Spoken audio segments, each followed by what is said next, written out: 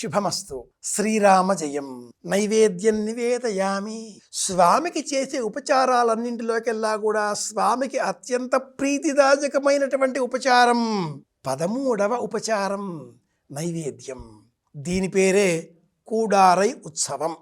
భగవంతుడికి సమర్పించిన ఏ పదార్థం కూడా భగవంతుడు తినడం మనమే తింటాం కదా అనే వారందరికీ కూడా పరమాత్ముడు ఏం చెబుతాడు సమాధానం అంటే, ఏకో విష్ణుం మహర్భూతం పృథగ్భూతాన్యనేకశః త్రీన్లోకాన్ వ్యాప్య భూతాత్మ భుంక్తే విశ్వభుగవ్యయ. పరమాత్ముడు తినడం అంటూ ప్రారంభం చేస్తే ఈ ప్రపంచంలో ఇక పదార్థాలేవి కూడా మిగలవు. ఆయన స్వామి దేవదేవుడు, అన్నింటినీ కూడా సృష్టించినటువంటి భగవంతుడు కదా, విశ్వవ్యాపకుడు కదా. ఆ స్వామి సన్నిధానంలో ఉంచే పదార్థాలను పరమాత్ముడు ఎలా స్వీకరిస్తాడు? వాసన ద్వారా. కృష్ణుడు సజీవంగా ఉన్నాడు అని నమ్మేటటువంటి ఏకైక దేవాలయం ఒరిస్సాలో ఉండే జగన్నాథ స్వామి క్షేత్రం. ఆ క్షేత్రంలో వంటవారు పాచకులు వంట చేసే సమయంలో, అర్చకులు స్వామికి నివేదన సమర్పించే సమయంలో ముక్కుకు నోటికి వస్త్రం ధరించి వంట చేస్తారు, నివేదన సమర్పిస్తారు. తిరుపతిలో ఆలయంలో సమర్పించేటటువంటి ఆ వేళలో కూడా అర్చకులు నోటికి శిరస్సుకు కూడా వస్త్రం ధరించి ఆ పిమ్మట అర్చన మంత్రాలు చెబుతూ ఉంటారు. ఎందుకిలా? ఈ వస్త్రం ఏమిటి అంటే, స్వామికి కేశములు పడిన పదార్థం సమర్పించకూడదు, అందుకని శిరస్త్రాణం, నెత్తి మీద నుంచి వస్త్రం ధరించడం. తుంపరలు పడకూడదు వస్త్రం. ఆ వాసన మనం స్వీకరించకూడదు, నాసిక పైన వస్త్రం.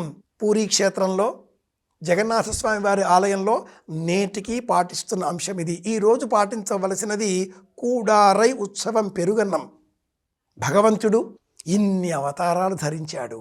ఏ అవతారంలో కూడా స్వయంగా ఒక పదార్థం ఇలా చేతిలో పెడితే తీసుకున్న రూపం అంటూ ఏదీ లేదు, ఒక కృష్ణ పరమాత్మ అవతారం తప్ప. చేత వెన్న ముద్ద చెంగల్వ పూదండ బంగారు మొలతాడు పట్టుదట్టి సందెతాయిత్తలు సరిమువ్వ గజ్జలు. చిన్నప్పుడు చదువుకున్నాం కదా చేత వెన్న ముద్ద. పరమాత్ముడు కృష్ణుడు ఇలా చేతిలో వెన్న ముద్ద పుచ్చుకుని తిన్న ఒకే ఒక అవతారం కృష్ణావతారమే. మత్స్య కూర్మ వరాహ నారసింహ ఇత్యాదిగా గల దశావతారాలు కానీ, భాగవత గ్రంథంలో చెప్పబడినటువంటి 28 అవతారాలు కానీ, విష్ణు పురాణంలో చెప్పబడ్డ 21 అవతారాలు కానీ, ఏ అవతారంలో కూడా పరమాత్ముడు ఇలా ఎవరైనా ఇష్టే తిన్న దాఖలాలు లేవు. ఒక్క కృష్ణావతారంలోనే, అది కూడా నందుడు, యశోద, గోపికలు, గోపాలకులు వీరందరితో కూడా గోవర్ధన పర్వతం దగ్గరికి వెళ్ళి ఆ పర్వతం చుట్టూరా ప్రదక్షిణలు చేసి పర్వతాన్ని పూజించి పర్వతానికి నైవేద్యం సమర్పించి అదే తిందాం అన్నాడు పరమాత్ముడు. గోపికలు ఇలా ఇస్తూ ఉంటే చల్దులు ఆరగించుట అన్న పేరిట హరివంశంలో నాచన సోమన్న ఎంత అందంగా వర్ణించాడో. పరమాత్ముడు తినే ఆ మధురమైన ఘట్టాన్ని అలా జ్ఞాపకం చేసేదే తిరుపావై పాశురాలలో 27వ పాశురం. ఈ రోజున మనం తలుచుకోవలసిన పాశురం పదార్థం తీసుకోవాలి. ఇది కూడారై ఉత్సవం. ఈ ఉత్సవంలో పొంగలి, ఇంతవరకు మనం కట్టె పొంగలి సిద్ధం చేస్తూ వచ్చాం. పెసరపప్పు, బియ్యం, మిరపకాయలు వాడకూడదు. ఈ మాసం మొత్తం మిరపకాయలు వాడకూడదు.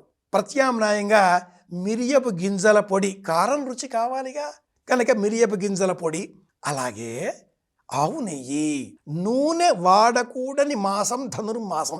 ఈ నెల అంతా కూడా నూనె వాడకూడదు. పెరుగన్నం సిద్ధం చేసే సమయంలో ఆ పెరుగన్నంలో కూడా నేతితో పోపు పెట్టాలి కానీ నూనెతో పెరుగు పెట్టకూడదు.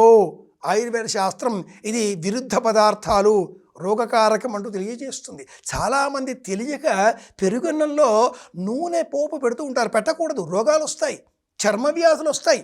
ఆవు నేతితో పోపు వేయాలి. ఈనాటి ఈ పెరుగన్నం కూడారై ఉత్సవం స్వామికి ఎంతో ఆనందాన్ని కలిగిస్తుంది కనుక అనేక విష్ణు ఆలయాలలో ఈ రోజున ఉదయమే బాలభోగం అన్న పేరిట పెరుగున్నాన్ని నివేదనగా సమర్పిస్తారు. ఈ రోజుతో ధనుర్మాసం కొత్త మలుపు తీసుకుంటుంది. ఇది 27వ పాశురం. ఇక నుంచి సంక్రాంతి సంబరాలు ఆకాశాన్ని అంటుతాయి. ధనుర్మాసం ప్రారంభమైనది మొదలుగా వాకిలిలో గొబ్బెమ్మలు పెట్టేటటువంటి ఆచారం గల మహిళలు నేటి కాలంలో అనివార్య కారణాల చేత నెల అంతా పెట్టకపోయినా ఈ రోజు నుంచి అయినా వాకిట్లో గొబ్బెమ్మలు తప్పనిసరిగా పెట్టాలి. మధ్యలో ఉండే పెద్ద గోపురంగా ఉండేది కృష్ణ పరమాత్ముడు. చుట్టూరా ఉండే 6 గోపికలకు ప్రతీక.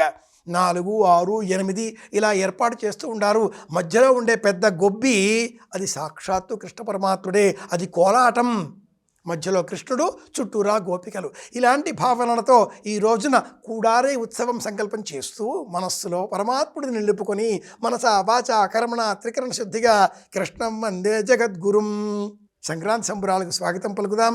అందరి క్షేమాన్ని కోరుదాం. మళ్ళీ కలుసుకుందాం. శుభమస్తు. శ్రీరామ జయం.